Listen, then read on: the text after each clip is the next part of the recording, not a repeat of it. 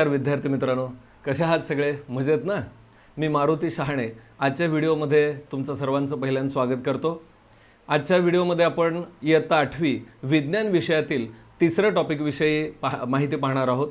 खरं तर या टॉपिकचे पहिले 3 व्हिडिओ तुम्ही पाहिलेले आहेत असं मी गृहीत धरतो आणि व्हिडिओ जर तुम्हाला ते आवडले असतील तर तुम्ही लाईक करा, त्यावरती कमेंट करा आणि सबस्क्राइब करायला विसरू नका। आणि त्याचबरोबर जर बेल आयकॉनवर तुम्ही क्लिक केलात तर नवीन व्हिडिओ मी ज्यावेळेला अपलोड करेन त्यावेळेला तुम्हाला त्याचं नोटिफिकेशन मिळेल। आजच्या व्हिडिओमध्ये आपण इयत्ता 8वी विज्ञान विषयातील तिसरा जो टॉपिक आहे म्हणजे फोर्स अँड प्रेशर, तर त्याच्यावरती आधारित जो नेक्स्ट उर्वरित भाग आहे तो आपण पाहणार आहोत। आणि विद्यार्थी मित्रांनो, बऱ्याच विद्यार्थ्यांनी मला सुचवलं होतं की सर या सायन्समधील विशेषतः फिजिक्स विषयातील जी उदाहरणं आहेत किंवा एक्झाम्पल्स आहेत ते सोडवण्यासाठी आम्हाला मार्गदर्शन करा किंवा त्याविषयी जरा खास करून सांगा। तर आपण आजच्या व्हिडिओमध्ये शेवटी एक्झाम्पल कशी सोडवायला पाहिजे, त्याच्या नेमक्या पायऱ्या काय आहेत याविषयी चर्चा करणार आहोत, त्यामुळे सर्वांनी पूर्ण व्हिडिओ बघा। सुरुवात करूयात आपण मग आजचा जो टॉपिक आहे फोर्स अँड प्रेशर यातला शेवटचा भाग। सुरुवातीला मित्रांनो आपण आजपर्यंतच्या व्हिडिओमध्ये काय बघितलं मी तुम्हाला सारांशाने सांगतो आणि मग आजच्या व्हिडिओला आपण सुरुवात करू। या टॉपिकच्या सुरुवातीला आपण फोर्स अँड प्रेशर म्हणजे काय, दोन्हीत काय फरक असतो त्याचे एक्झाम्पल, त्यानंतर contact and non contact forces त्याची एक्झाम्पल्स आपण पाहिली होती। त्यानंतर आपण नेक्स्ट पार्ट पाहिला होता बॅलन्स्ड अँड अनबॅलन्स्ड फोर्स हा कन्सेप्ट, त्याच्यावरती चर्चा केली होती, काही एक्झाम्पल पाहिली होती। त्यानंतरचा नेक्स्ट कन्सेप्ट आपण बघितला होता इनर्शिया। इनर्शिया म्हणजे काय, त्याचे वेगवेगळे जे प्रकार आहेत त्याच्याविषयी माहिती, त्यानंतर काही ॲक्टिव्हिटी आपण बघितल्या होत्या आणि टाइप्स ऑफ इनर्शिया याबद्दलही आपण चर्चा केली होती। नेक्स्ट आपण जे पाहिलं होतं ते प्रेशरचं फॉर्म्युला काय, त्यानंतर प्रेशरचं युनिट काय आहे याबद्दल आपण बोललो होतो। त्यानंतर प्रेशर ऑन सॉलिड्स, त्याबरोबर नंतर प्रेशर ऑफ लिक्विड त्याच्यावरती आधारित एक्सपेरिमेंट आपण बघितले होते।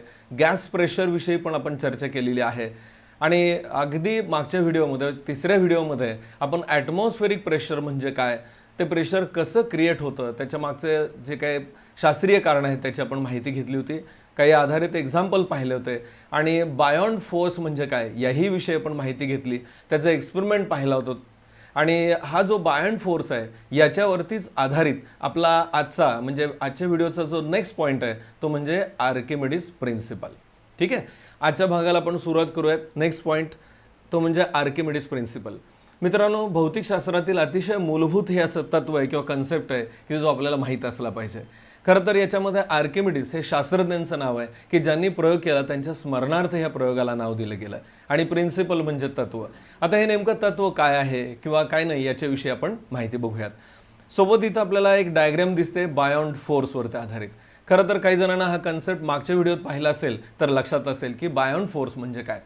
एखादी वस्तू जर आपण उचलून धरली तर त्याचं वजन जाणवतं, पण तीच वस्तू दोरीला बांधून जर आपण पाण्यात सोडली तर त्याचं वजन जे आहे ते आपल्याला कमी जाणवतं आणि याच्या मागं कारण काय आहे याची चर्चा आपण मागच्या व्हिडिओमध्ये केली की ते कारण म्हणजे बायॉन्ड फोर्स आहे। परंतु आता हे नेमके वजन किती कमी होतं ते कशा पद्धतीनं काढता येईल याची सर्व माहिती या आर्किमिडीज प्रिन्सिपलमध्ये आपण बघणार आहे। बघूयात हा एक्सपेरिमेंट नेमका काय आहे, याच्यामध्ये काय काय करणं अपेक्षित आहे। Take a long rubber band and cut it at one point. आपण नोटांसाठी बंडलसाठी वगैरे जे रबर बँड पाहतो ते एक रबर बँड घ्यायचं, त्याला मधून कट करायचं की जेणेकरून आपल्याला एक स्ट्रेट रबर बँड मिळेल। At one of its end clean washed stone और 50 gram weight as shown in figure 3.11। हा जो रबर बँड आहे त्याच्या एका टोकाला स्वच्छ केलेला दगड किंवा एखादं वजन साधारणतः 50 ग्रॅमचं एका टोकाला बांधायचं आहे। ठीक आहे, हे डायग्राममध्ये तुम्ही दिसतंय पाहू शकताय आणि त्याच्या आधारे हा एक्सपेरिमेंट व्यवस्थित समजून घ्या। Now hold the other end of the rubber band and make a mark there. आता इथं तुम्ही डायग्राम पाहिली तर तुम्हाला कळेल की हा दगड आहे की जो त्या रबराच्या एका टोकाला बांधलाय आणि दुसरं टोक आपण हातात धरलंय। जिथं हे हातात धरलंय त्याच्या खालच्या बाजूला आपल्याला एक मार्किंग करायचं आहे। ठीक आहे, की जेणेकरून हे मार्किंग इथं असणारं आणि हा जो दगड आहे म्हणजे या मार्किंगपासून ते साधारणतः दगडापर्यंतची जी लांबी आहे ही आपल्याला सुरुवातीला मोजायची आहे। ठीक आहे, keep the stone hanging in air and measure the length of the rubber band from the stone to the mark made earlier. आपल्याला पहिल्यांदा एक रीडिंग घ्यायचं आहे। काय रीडिंग घ्यायचं आहे तर या दगडापासून या मार्किंगपर्यंतची जी रबराची लांबी आहे ती मोजायची आहे। लक्षात येतंय, फक्त आपण हे हवेत प्रयोग करतोय, पाण्यात वगैरे दगड बुडवलेला नाही, हवेमध्ये आपण हे करणार आहे। Now take the water in a pot and hold the rubber band at such a height that the stone sinks in it. आता दुसरा पार्ट एक्सपेरिमेंटचा काय पहा. हे सेम सिच्युएशन आहे, परंतु या कंटेनरमध्ये किंवा या पॉटमध्ये आपण पाणी भरणार आहे. ठीक आहे. आणि पाणी भरत असताना एक लक्षात येईल की जसं आपण पाणी भरत जाऊ तसं तसं हा दगड जो आहे तो थोडासा वरती येतोय. फक्त एक करायचा हा प्रयोग करताना की हा दगड पाण्यात बुडलेला असला पाहिजे. ठीक आहे. Then again measure the length of the rubber band up to the mark. पहा, ज्या वेळेला आपण हे पाणी भरतोय इथपर्यंत पाणी आल्यानंतर नंतर परत एक आपल्याला काम करायचं ते असं की पहिली जी मार्किंग आपण केलेली होती या ठिकाणी, बरोबर आहे, पहिल्या पार्टमध्ये, आता सध्या हे मार्किंग इथं आहे, तर या मार्किंगपासून दगडापर्यंतची जी लांबी आहे रबराची ती आपल्याला मोजायची आहे. मला वाटतं या दोन डायग्राम जर आपण सायमल्टेनियसली बघितल्या तर तुमच्या लक्षात येईल की पाण्यात दगड असताना ही लांबी काय होतीये, कमी होतीये. बरोबर आहे. तर ही लांबी का कमी झाली आहे? काही मित्रांना नक्की सांगता येईल की सर जो बायोन फोर्स आपण कन्सेप्ट पाहिला होता, म्हणजे पाण्यात जर दगड बुडत असेल तर हा बायोन फोर्स जो आहे तो वरच्या दिशेनं ॲक्ट होतोय. बरोबर आहे. आणि त्याचा परिणाम म्हणून जो ग्रॅव्हिटेशनल फोर्स आहे त्याचा रिझल्टंट परिणाम काय होतं, याचं वजन कमी होतं. आणि हा जो दगड आहे तो त्याचं वजन जे आहे ते आपल्याला कमी जाणवतं. साहजिकच रबराची लांबी कमी असणार आहे. ठीक आहे. While dipping the stone in the water, length of the stretched rubber gets slowly reduced and a minimum when it sinks completely.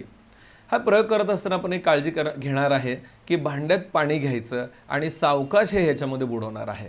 ज्या वेळेला आपण हा दगड पाण्यात बुडवायला लागू तसं थोडी थोडी थोडी याची लांबी कमी झालेली आपल्याला पाहायला मिळेल. What could be the reason for a shorter length of the rubber band in the water? मला वाटतं हा प्रश्न विचारण्याच्या आधी किंवा हे पाहण्याच्या आधीच आपण उत्तरावरती चर्चा केली होती की या रबराची जी लांबी आहे ती का कमी झाली, तर या दगडावरती खालून वरच्या दिशेनं बायोंड फोर्स ॲक्ट होतोय आणि त्याचा परिणाम, ज्याला मराठीमध्ये आपण प्लावी बल असं म्हणतो, त्याचा परिणाम म्हणून हे रबराची लांबी कमी होते. When the stone is sunk in a water, a buoyant force acts on it in the upward direction. The weight of the stone acts downwards. Therefore, the force which acts on it in the downward direction is effectively reduced. आपण ज्यावेळेला या स्टोनचा विचार करतोय याच्यावरती सध्या दोन forces act होत आहेत. बरोबर आहे. एक फोर्स म्हणजे जो रेग्युलर ॲक्ट होतो तो खालच्या दिशेनं ग्रॅव्हिटेशनल फोर्स, बरोबर आहे, आणि दुसरा जो फोर्स आहे तो बायोन फोर्स वरच्या दिशेनं. म्हणजे या दोन्ही फोर्सचा जो रिझल्टंट असेल किंवा परिणामी फोर्स असेल किंवा परिणामी बल असेल त्याचा परिणाम म्हणून इथं आपल्याला या रबराची लांबी कमी झालेली दिसेल. म्हणजे दगडाच्या दृष्टीने आपल्याला असं म्हणेल की त्याचं वजन कमी असणार आहे. How much is the magnitude of the buoyant force. आता या ठिकाणी जो बायोन फोर्स आहे त्याची मॅग्निट्यूड म्हणजे किंमत काय असेल. आता आपण जी चर्चा केली त्याच्या आधारे तुमच्या लक्षात आलं असेल, पण याची किंमत आपल्याला कशी काढता येईल ही आपण चर्चा करणार आहोत. Is it the same for all the liquid. हा जो बायोन फोर्स आहे हा कोणत्या लिक्विडच्या बाबतीत किती आहे का सर्व लिक्विडसाठी सारखा आहे हेही आपण चर्चा करणार आहोत. Is the buoyant force of the equal magnitude for all object. म्हणजे प्रत्येक पदार्थासाठी हा बायोन फोर्स सेमच असतो का, प्रत्येक लिक्विडसाठी सेमच असतो का, नेमकी या फोर्सचे मॅग्निट्यूड काय असते याची आपण माहिती घेणार आहोत. The answer to these questions are embodied in the Archimedes principle. तर या सर्व प्रश्नांची उत्तरं आपल्याला ह्या आर्किमिडीज प्रिन्सिपलमधून मिळणार आहेत. दिस प्रिन्सिपल स्टेट दॅट. आता हे प्रिन्सिपल एक्झॅक्टली काय, आर्किमिडीज प्रिन्सिपल काय बघा. When an object is partially or fully immersed in a liquid, एखादा पदार्थ पाण्यामध्ये पूर्णतः बुडला किंवा काही प्रमाणामध्ये जर बुडला असेल, a force of buoyancy acts on it in the upward direction. तर त्या पाण्यामध्ये बुडलेल्या वस्तूवरती जो फोर्स ॲक्ट होतो खालून वरच्या दिशेनं त्यालाच आपण काय म्हणतो, बायोन force. This force is equal to the weight of the fluid displaced by the object. आणि हा जो फोर्स आहे त्याची अमाऊंट किती असते, तर तो पदार्थ ज्या द्रवामध्ये बुडलाय, ज्या फ्लुइडमध्ये बुडलाय त्याच्यामुळं जेवढा द्रव बाहेर पडेल त्याच्या वजना इतकी किंवा त्याच्या वेट इतकी या बायोन फोर्सचं व्हॅल्यू किंवा किंमत असते. लक्षात येते का, परत एकदा बघा. आता आपल्याला या एक्सपेरिमेंटच्या आधारे पटकन कळेल. पहा, हा दगड ज्या वेळेला ह्या पाण्यामध्ये बुडतोय त्यावेळेला त्याचं जे वेट असेल तितकं पाणी बाहेर पडेल आणि त्या पाण्याचं जे वेट असेल तितका हा फोर्स वरच्या दिशेनं ॲक्ट होतो किंवा बायोन फोर्सची मॅग्निट्यूड असेल. मला वाटतं हा कन्सेप्ट तुमच्या लक्षात आला असेल की बायोन फोर्सची जी मॅग्निट्यूड आहे किंवा व्हॅल्यू आहे ती किती असणार आहे. नेक्स्ट बघूयात आपण. मला वाटतं प्रिन्सिपल तुम्हाला नक्कीच समजलं असेल. हे व्यवस्थित पाठ करा, लक्षात ठेवा आणि समजून घ्या. When an object is partially or fully immersed in a fluid, a force of a buoyancy acts on it in the upward direction, and this force is equal to the weight of the fluid displaced by the object. ठीक आहे. त्यानंतर इथं एक प्रश्न विचारलेला आहे, explain the observations in the earlier experiment according to the Archimedes principle. आतापर्यंत काही एक्सपेरिमेंट आपण पाहिले, काही ॲक्टिव्हिटी पाहिल्या, त्याच्यामध्ये या आर्किमिडीज प्रिन्सिपलचा तुम्ही उपयोग करा आणि बघा. त्यानंतर इंट्रोडक्शन टू सायंटिस्ट हा पॉईंट आहे. ज्या शास्त्रज्ञांनी हा प्रयोग केला, जगाला दाखवून दिलं की नेमकं एक मूलभूत असं तत्व बायोंट फोर्सचं, प्लाविबलचं, त्यांच्याविषयी थोडक्यात माहिती दिली. हे वाचा आणि लक्षात घ्या. Archimedes was a Greek scientist and a mathematician with a sharp intelligence. He found out the value of the pi by the numerical calculation. His knowledge of the levers, pulleys, wheels in the physics was useful to the Greek army in fighting against the Roman army. He became famous due to his work in geometry and mechanics. When he entered a bathtub for taking the bath, he discovered the above principle by observing the overflowing of water. पहा, एखाद्या व्यक्तीच्या आयुष्यामध्ये काय चमत्कार होईल सांगता येत नाही. ही माहिती वाचली तुमच्या लक्षात आलं असेल. आर्किमिडीजनी त्यांचं जे प्रिन्सिपल मांडलं किंवा जे तत्व मांडलं त्याचा शोध कुठं लागला, तर ते ज्या वेळेला आंघोळीला गेले आणि बाथ टबमध्ये उतरले त्यावेळेला जे पाणी सांडलं त्याच्यातून त्यांच्या लक्षात आलं की याच्यामागे काहीतरी शास्त्रीय तत्व असणार आहे, आणि त्यातूनच या आर्किमिडीज प्रिन्सिपलचा शोध लागला किंवा ते तत्व मांडलं गेलं. He discovered the above principle by observing the flowing of water. He came out in the same state shouting Eureka, Eureka. Meaning of Eureka is I found it, I found it. अक्षरशः आंघोळ करता करता ते बाहेर पळत आले eureka eureka म्हणत, म्हणजे मला समजलं, मला सापडलं, मला सापडलं या अर्थानं. आणि ह्या तत्वाची आयडिया त्यांना तिथून मिळाली. The use of Archimedes principle is very wide. खरं तर या तत्वाचा उपयोग खूप मोठा आहे. अनेक ठिकाणी हे तत्व वापरलं जातं. This principle has been used in the construction of ships and submarines. जहाजांच्या बांधणीमध्ये किंवा ज्या पाणबुड्या असतात त्यांच्या कन्स्ट्रक्शनमध्ये या तत्वाचा उपयोग केला जातो. The instruments such as lactometer, hygrometer are based on this principle. काही इन्स्ट्रुमेंट्स आहेत म्हणजे साधन आहेत, साहित्य आहेत की ज्यामध्ये दुग्धता मोजली जाते, किंवा हायग्रोमीटर म्हणजे आर्द्रता मोजली जाते. अशी जे मोजमापनाची साधनं आहेत त्याच्यामध्ये या आर्किमिडीज प्रिन्सिपलचा उपयोग केला जातो. नेक्स्ट आपण बघणार आहोत density of a substance and relative density. Density ज्याला मराठीमध्ये आपण घनता असं म्हणतो. ठीक आहे, घनता म्हणजे काय आणि रिलेटिव्ह डेन्सिटी म्हणजे तुलनात्मक घनता या दृष्टीनं आपण माहिती घेणार आहोत. डेन्सिटी म्हणजे काय, तर पहिल्यांदा हा फॉर्म्युला नीट समजून घ्या. डेन्सिटी याचा अर्थ काय, density equal to mass upon volume. Mass ज्याला आपण वस्तुमान असं म्हणतो, त्याचं वस्तुमान भागिले व्हॉल्यूम म्हणजे घनफळ. सूत्र पक्क लक्षात ठेवा. एखाद्या पदार्थाची डेन्सिटी आपल्याला काढायची असेल तर कसं काढता येईल, mass upon volume. The SI unit of a density is kilogram per metre cube. SI unit international standard जे युनिट आहे या डेन्सिटीचं ते कोणतं युनिट आहे, किलोग्रॅम पर मीटर क्यूब. हे लक्षात ठेवा. The property density is very useful in deciding the purity of the substance. आता ही जी डेन्सिटी प्रॉपर्टी आहे ती एखाद्या मेटलची किंवा पदार्थाची प्युरिटी चेक करण्यासाठी उपयोगाला येते. प्युरिटी म्हणजे काय, तर शुद्धता. आपण सोन्याच्या बाबतीत असेल किंवा कुठल्या एखाद्या धातूचा जर विचार करत असू तर त्याची शुद्धता किती आहे या सांगण्यासाठी या प्युरिटीचा उपयोग होतो. The relative density of a substance is expressed WRT with respect to the density of water. म्हणजे एखाद्या पदार्थाची जर आपण रिलेटिव्ह डेन्सिटी सांगत असू म्हणजे काय करतो, तर त्या पदार्थाची डेन्सिटी हे पाण्याच्या डेन्सिटीची तुलना करतो. म्हणजे त्या वस्तूची घनता आणि पाण्याची घनता यांचा रेशो किंवा त्यांचा भागाकार जो असेल त्याच्या आधारे आपण हे सांगतो, किंवा ज्याला आपण गणितामध्ये गुणोत्तर म्हणतो त्याच्या आधारे आपण रिलेटिव्ह डेन्सिटी सांगतो. ठीक आहे. The relative density of the substance is expressed with respect to the density of water. मग आता एखाद्या पदार्थाची रिलेटिव्ह डेन्सिटी जर आपल्याला सांगायची असेल तर त्यासाठी काय फॉर्म्युला येईल बघा, तर रिलेटिव्ह डेन्सिटी याचाच अर्थ असा होतो की relative density equal to density of a substance upon density of a water. एखाद्या पदार्थाची रिलेटिव्ह डेन्सिटी सांगतो म्हणजे काय करतो आपण, तर रेशो घेतो कशाचा, तर त्या पदार्थाची डेन्सिटी भागिले पाण्याची density. So density of a substance upon density of water is nothing but the relative density. याच्या आधी आपण आणखीन एक फॉर्म्युला बघितला होता, तोही पक्का लक्षात ठेवा. कोणता फॉर्म्युला होता तो, density equal to mass upon volume. ठीक आहे. त्यानंतर this being a ratio of the two equal physical quantity and it has no unit. पहा हे खूप महत्त्वाचं आहे. म्हणजे आत्ता आपण जे विचारात घेतोय की रिलेटिव्ह डेन्सिटी जे आहे, डेन्सिटीचं युनिट आपण सांगितलं. काय सांगितलं युनिट?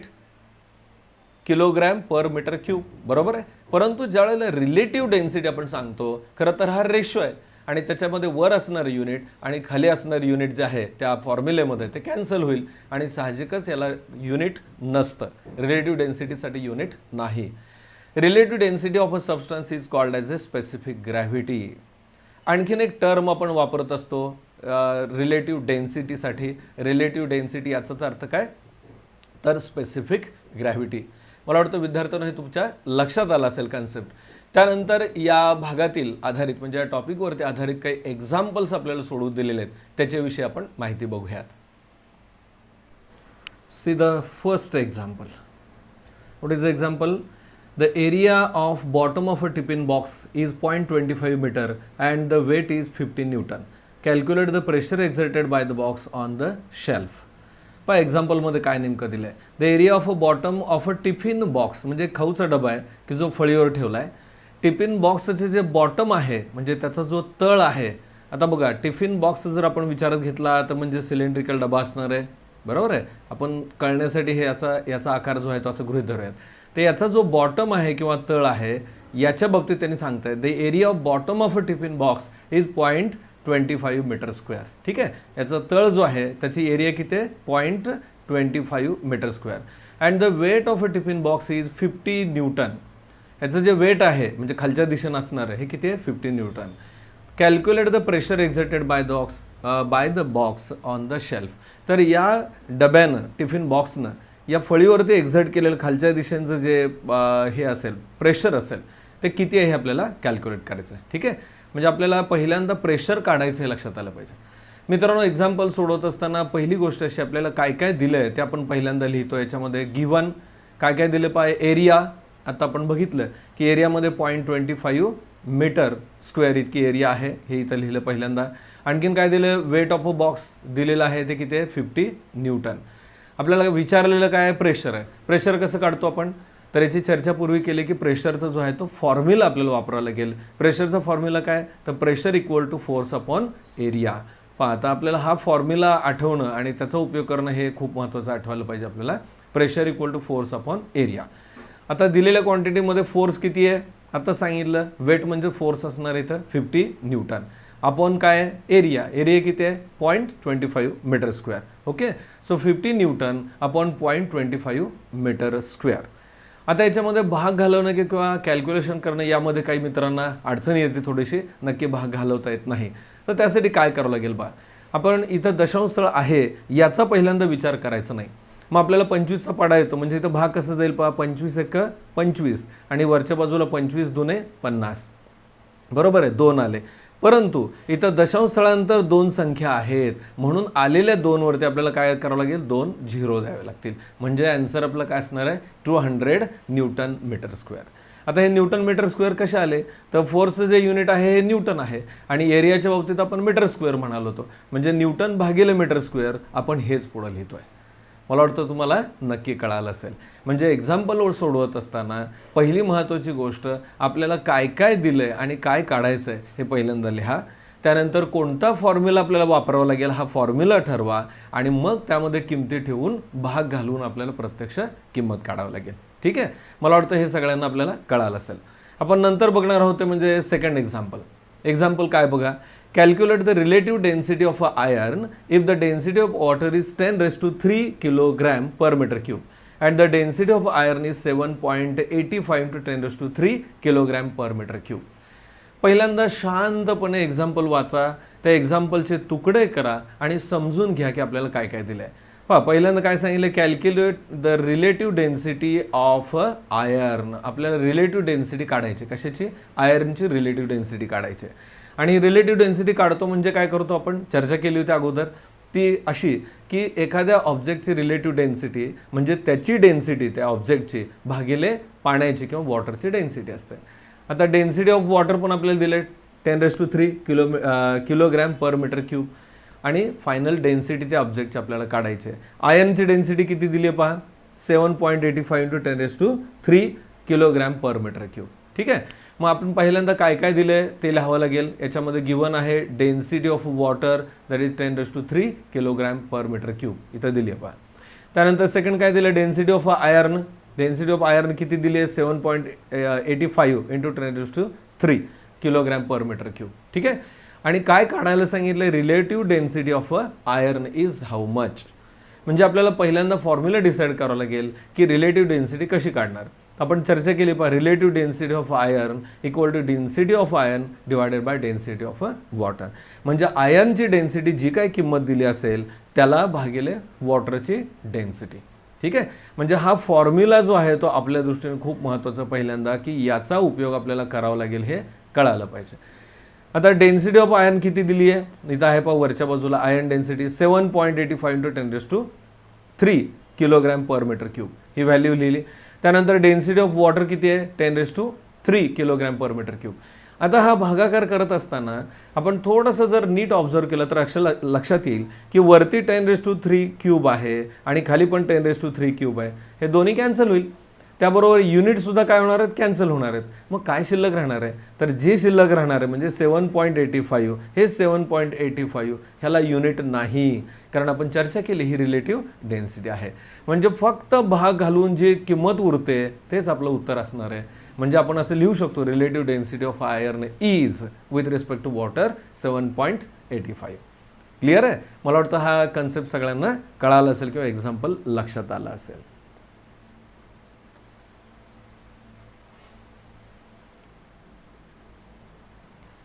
नेक्स्ट आपण थर्ड एक्झाम्पल बघूयात. थर्ड एक्झाम्पल काय दिलं आहे the area of the tip of the screw is 0.5 millimetre square and its weight is 0.5 newton. एक स्क्रू आहे आणि त्याचं जे टिप आहे त्याची एरिया काय टिपची एरिया 0.5 मिलीमीटरचं स्क्वेअर आहे आणि वेट किती आहे 0.5 न्यूटन.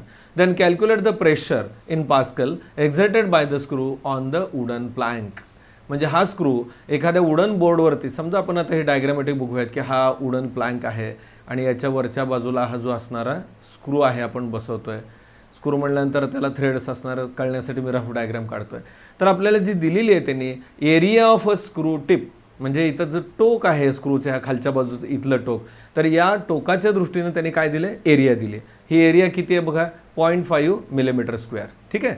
आणि या स्क्रूचं जे वेट आहे टोटल स्क्रूचं वेट हे किती आहे 0.5 न्यूटन. काय काढायचं आपल्याला calculate the pressure exerted by it. Pressure आपल्याला काढायचं आहे वुडन प्लॅंकवरती असणं म्हणजे इथं किती प्रेशर पडेल हे आपल्याला काढायचं आहे. सुरुवातीला आपल्याला मेथड माहिती आहे की पहिल्यांदा काय काय दिलेली हा गिवनमध्ये एरिया 0.5 इंटू 10⁻⁻6 मीटर स्क्वेअर. ठीक आहे. आता एक लक्षात घ्यायला पाहिजे की आपल्याला इथं जी एरिया दिलेली आहे हे काय सांगितलं 0.5 मिलीमीटरचा स्क्वेअर. पण आपण ज्यावेळेला MKS युनिटमध्ये हे कन्व्हर्शन करतो म्हणजेच या मिलीमीटरचं कन्व्हर्शन अगोदर आपल्याला मीटरमध्ये करावं लागेल. आणि लक्षात ठेवा ज्यावेळेला 0.5 मिलीमीटरचं कन्व्हर्शन मिलीमीटर स्क्वेअरचं कन्व्हर्शन आपण मीटर स्क्वेअरमध्ये करतो त्यावेळेला हे 0.5 ॲज इट इज राहतात पण याची पॉवर जी आहे इंटू 10⁻⁻6 येते. मित्रांनो इथं सांगताना थोडंसं लिमिटेशन येईल हे बदल का होतोय याच्यासाठी आपण वेगळं एक्सप्लेनेशन बघणार आहोत. हे कन्व्हर्शन कसं करायचं आहे म्हणजे ज्या वेळेला मिलीमीटर स्क्वेअरचे मीटर स्क्वेअरमध्ये कन्व्हर्ट करतो त्यावेळी -6 पॉवर कशी येते हे मी वेगळं एक्सप्लेन करेन. सध्या फक्त एवढं लक्षात ठेवा. ठीक आहे. म्हणजे इथं 0.5च्या ऐवजी काय लिहिलं आपण 0.5 इंटू 10⁻⁻6 मीटर स्क्वेअर.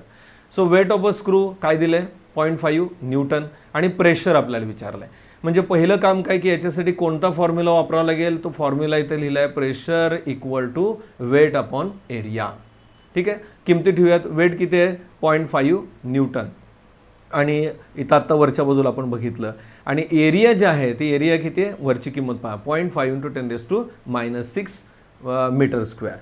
ठीक आहे. आता याच्यामध्ये हे 0.5 आणि हे 0.5 कॅन्सल होतील आणि भाग 1चा जातो म्हणजे वरती किती शिल्लक राहणार आहे 1 असणार आहे आणि छेदस्थानी किती आहे डिनॉमिनेटर किती आहे 10⁻⁻6 म्हणजे 1/10⁻⁻6 जर कन्व्हर्ट केले तर वरती आल्यानंतर त्याची पॉवर काय होणार आहे प्लस होणार आहे. म्हणजे आन्सर लिहिताना आपल्याला काय लिहावं लागेल तर 10⁻⁶ न्यूटन मीटर स्क्वेअर. ठीक आहे. 10⁶ न्यूटन मीटर स्क्वेअर हे त्याचं आन्सर असणार. म्हणजे इतकं प्रेशर, अर्थात हे जे प्रेशर येतं आहे की न्यूटन मीटर स्क्वेअरमध्ये आहे, त्यालाच आपण एकक काय वापरतो तर पास्कल. म्हणजे आपल्याला पास्कलमध्ये आन्सर विचारला असेल तर आपण हे लिहिताना डायरेक्टली 10⁶ पास्कल इतकं लिहू शकतो. त्यानंतर नेक्स्ट एक्झाम्पल बघूयात आपण. चौथं जे आहे ते, mass of a block of a metal is 10 kilogram and its dimensions are length 50 centimetre, breadth is 10 centimetre, height is 20 centimetre. आपल्याला एक मेटलचा ब्लॉक दिला आहे, डायग्राममध्ये बघितल्यानंतर तुमच्या लक्षात येईल, आणि फिगर दिली पुढं. If the metal block is placed of the following surface on the following surface on the table, find out on which of the surface ABCD, CDEF or BCFG will the pressure exerted on the table be maximum. म्हणजे ज्यावेळेला आपण या बॉक्सचा विचार करतोय total या ब्लॉकचा, तर त्याचे जे सरफेस आहेत वेगवेगळे, ABCD हा एक सरफेस, त्यानंतर CDEF आणि तिसरा जो विचारला तो BCFG, यापैकी कोणत्या सरफेसवरती प्रेशर जास्त असेल. मित्रांनो, आत्ता मी तुम्हाला स्क्रूचं एक्झाम्पल बघितलं होतं की एरिया जेवढी कमी असेल तेवढं प्रेशर जास्त असेल. त्याच पद्धतीने या ब्लॉकचं एक्झाम्पल सोडवताना सुद्धा हे 3 सरफेसेस आहेत, या 3 सरफेसपैकी कोणता सरफेस कमी एरियाचा आहे त्याच्यानुसार त्याचं प्रेशर जास्त असेल. ठीक आहे, आपण नेमकं बघूयात डायग्रामच्या आधारे.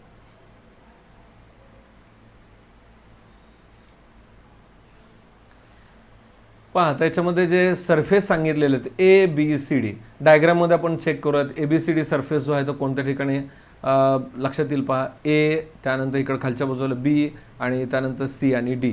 म्हणजे येलो कलरचा जो सरफेस आहे तो पहिला ABCD सरफेस आहे. आता याची एरिया काढायची म्हणजे काय करावं लागेल तर लेंथ इंटू ब्रेड्थ, त्यानुसार लांबी गुणिले रुंदी केलं तर आपल्याला एरिया मिळेल. आता त्याच्याशिवाय दुसरा जो सरफेस सांगितला याच्यामध्ये तो कोणता आहे तर तो एकदा चेक करा. CDEF.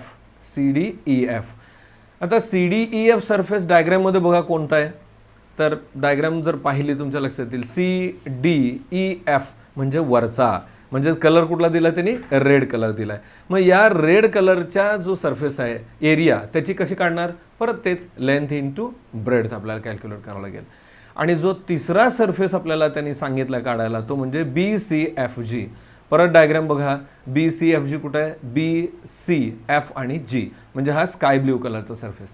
मित्रांनो, काही जणांना उत्तर आता लक्षात पण आलं असेल की या येलो, रेड आणि ब्ल्यू पैकी ब्ल्यू जो सरफेस एरिया आहे त्याचा, म्हणजे ब्ल्यू कलरचा जो सरफेस आहे त्याची एरिया कमी असेल, कारण लेंथ आणि ब्रेड्थ जी आहे ती कमी आहे. आता आपल्याला एक्झॅक्टली कॅल्क्युलेशन करताना काय करावं लागेल तर हे दिलेल्या तिन्ही सरफेसची एरिया काढावी लागेल, आणि त्या एरियाच्या अनुषंगाने आपल्याला प्रेशर काय असेल ते काढता येईल. आता इथं बघा, एक्झॅक्टली एक्झाम्पल सोडवताना आपल्याला काय काय करावं लागेल. Weight of the block that is mg. आता हे किती दिलेलं आहे तर 10 mg इतकं दिलेलं आहे. म्हणजे आपल्याला न्यूटनमध्ये कन्व्हर्शन करायचं झालं तर 10 × 9.8 न्यूटन करावं लागेल. म्हणजेच काय होईल ते 98 न्यूटन.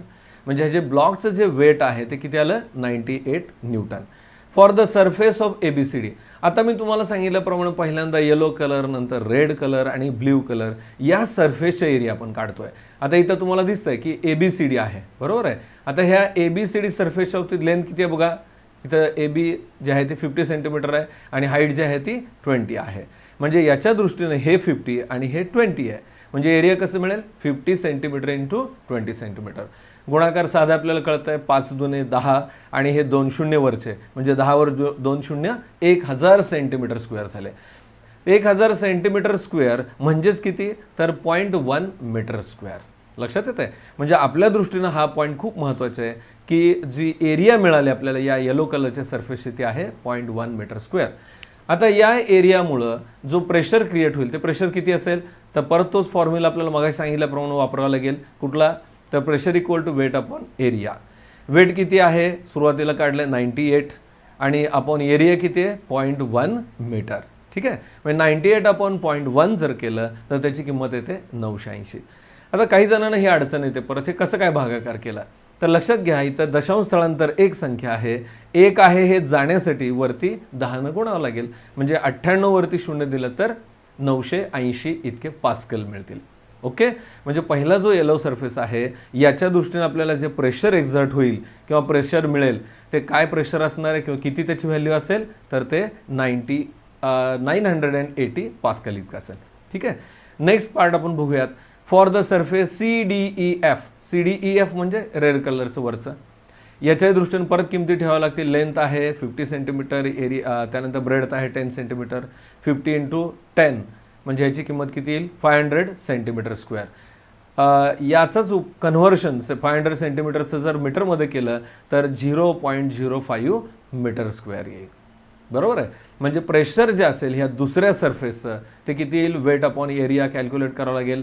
मग आता वेट बघितलं तर 9800 अपॉन 5 करावं लागेल. म्हणजे इथं ज्या किमती आहेत त्या आपण फक्त लिहितोय आणि कॅल्क्युलेशन केल्यानंतर येणारी किंमत असेल 1960 पास्कल.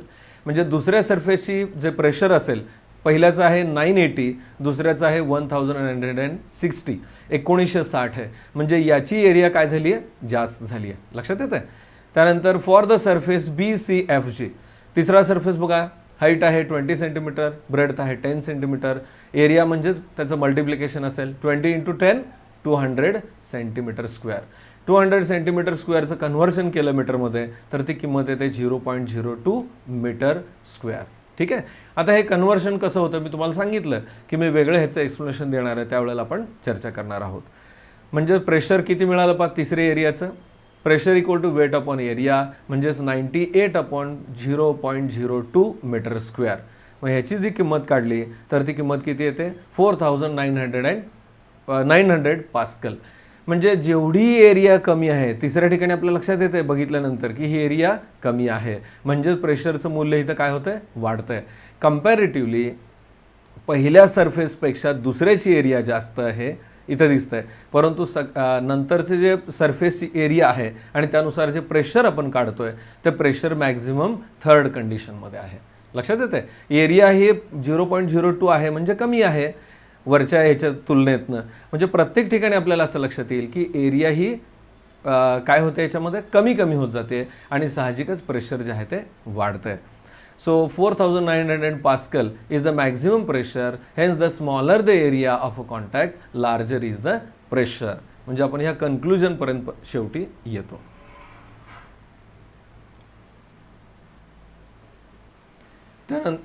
त्यानंतर आपण फिफ्थ एक्झाम्पल बघूयात.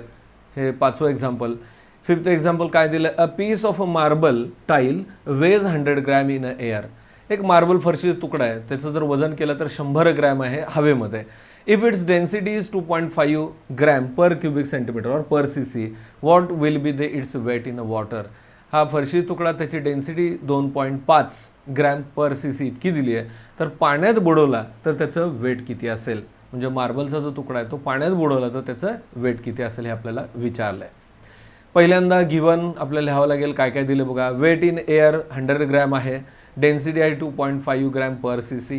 ठीक आहे. व्हॉल्यूम कसं काढावं लागेल. व्हॉल्यूम किती आहे volume. Volume equal to 100 gram upon 2.5 gram per cc. या ठिकाणी व्हॉल्यूम जे आहे ते 100 ग्रॅम अपॉन 2.5 म्हणजे व्हॉल्यूम काढण्यासाठी आपण काय प्रोसिजर वापरतो तुम्हाला माहीत आहे की ते म्हणजे वेट अपॉन डेन्सिटी. म्हणजे वेटची किंमत आहे 100 आणि डेन्सिटी जी आहे ते किती आहे 2.5. म्हणजे हे जर भागाकार केला तर त्याची किंमत येते 40 cc 40 cc.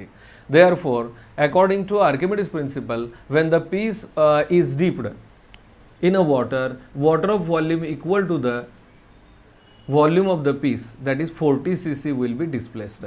म्हणजे ज्यावेळेला हा फरशीचा तुकडा पाण्यामध्ये बुडवला जाईल, मार्बलचा तुकडा जो पाण्यामध्ये बुडवला जाईल त्यावेळेला 40 cc इतकं पाणी बाहेर पडेल. So the loss in the weight of the piece will be equal to the weight of a displaced water, that is 40 gram. म्हणजे पाणी किती बाहेर पडतंय तर 40 cc इतकं. म्हणजे त्याचं वजन किती असणार आहे तर 40 ग्रॅम इतकं असणार आहे पाण्याचं वजन. म्हणजे फरशीच्या तुकड्याचं वजन किती कमी होईल तर जेवढं पाणी बाहेर पडतंय. याचा अर्थ साहजिकच त्या तुकड्याचं जे मूळ वजन असेल त्यापेक्षा 40 ग्रॅम वजन कमी भरेल. म्हणजे आपल्याला एक्झॅक्टली वेट कसं काढावं लागेल तर डिफरन्स काढावं लागेल. So weight in water equal to 100 - 40. म्हणजे हवेतलं वजन जे आहे ते फरशी तुकड्याचं 100 आहे परंतु त्यातनं जर हे 40 वजा केले कारण जो बायन फोर्स असेल तो 40 ग्रॅमचा असेल अपवर्ड डायरेक्शनमध्ये. बरोबर आहे. म्हणजे 100 - 40 केलं तर शेवटी जे आन्सर असेल ते 60 ग्रॅम. म्हणजे त्या फरशीच्या तुकड्याचं पाण्यातलं जे वजन असेल ते किती असणार आहे तर 60 ग्रॅम असेल. मला वाटतं विद्यार्थी मित्रांनो